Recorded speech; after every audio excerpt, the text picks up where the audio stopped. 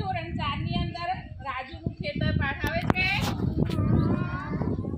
તો આપણે આજે ખેતરની અંદર બટાકા વવાય છે ને, તો કેવી રીતે વવાય છે એની આપણે મુલાકાત લઈએ છીએ કે પહેલા તો સૌપ્રથમ બટાકા જે હોય છે વાવવાના એનું કટિંગ કરવાનું હોય છે। તો આ રીતે આપણે બટાકાનું કટિંગ થાય છે। આપણે જોઈએ છે પેલા ભાઈ અને પેલા બેન જે છે એ બટાકાનું કટિંગ કરે છે।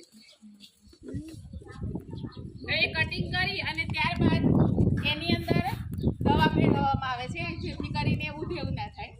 આ બધા જે બટાકાના કોથળા ભરેલા છે જે બિયારણ છે એ બધું થોડું થોડું કરીને કટિંગ કરવામાં આવે છે। ત્યાર પછી આ ટ્રેક્ટરની અંદર લઈ જવામાં આવે છે ખેતરમાં અને ત્યાર પછી એની વાવણી કરવામાં આવે છે।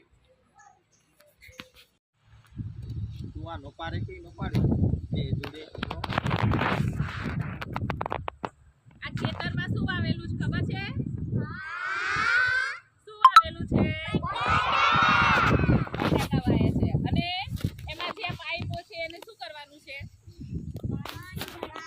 પાણી પાવાનું છે। એ ટપક પદ્ધતિ કહેવાય। કઈ પદ્ધતિ?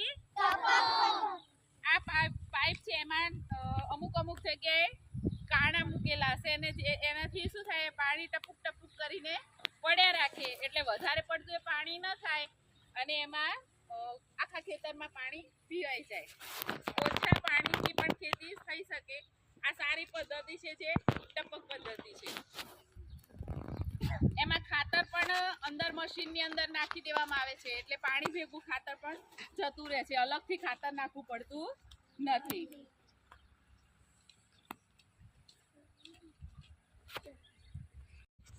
જેનાથી જે વધારાનું ઘાસ હોય એને આપણે નીંદણ કહીએ। શું કહીએ?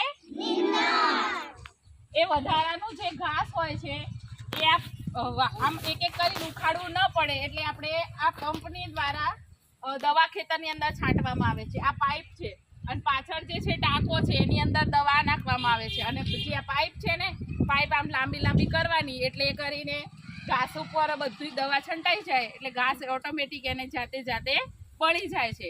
એટલે જે વધારાનું જે ઘાસ હોય છે નીંદણ એ એની જાતે અંદર પડી જાય છે। એના માટેનો આ એક પંપ છે।